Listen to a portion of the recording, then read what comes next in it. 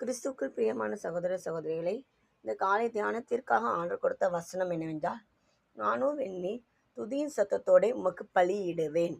ஆம் பிரியமானவர்களே, இந்த காலை வேளையில் ஆண்டவர் சொல்லுகிறார், நம் ஆண்டவருக்கு எப்படி பலியிட வேண்டும்? துதியின் சத்தத்தோடு. பழைய ஏற்பாட்டு காலத்தில் ஓய்வு நாளில் ஆண்டவருக்கு என்ன செய்தார்கள்? பலியிட்டார்கள்.